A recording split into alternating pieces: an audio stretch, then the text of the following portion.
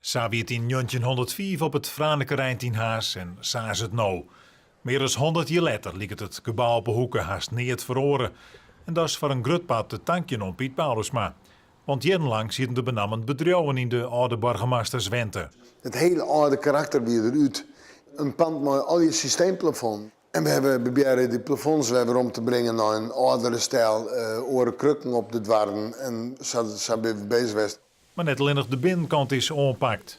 Nou, dit is iets waar wij heel erg blij mee binnen. Wij als vereniging Oud-Harlingen, maar natuurlijk ook alle Harlingers binnen hier blij met dat die kleur, de oorspronkelijke kleur weer teruggekomen is.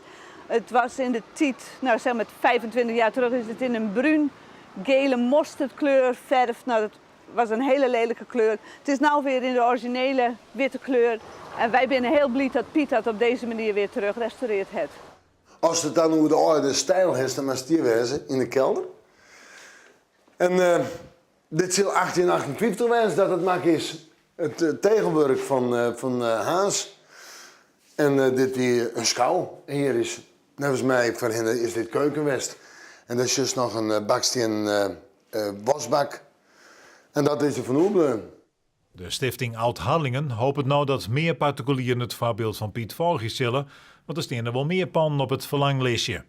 Nou, op de Heilige Weg staat ook een pand. Dat wordt wel bewoond, maar en dat is laatst ook weer opgeknapt. Maar dat zou eigenlijk ook opgeknapt worden. En in de Kerkpoortstraat staat ook een pand. Nou, daar had, moet ik zeggen, regenwind en die hadden daar vrij spel bij de kerk. En dat is nu dichtgemaakt. Maar er is nog wel wat te restaureren in Harlingen.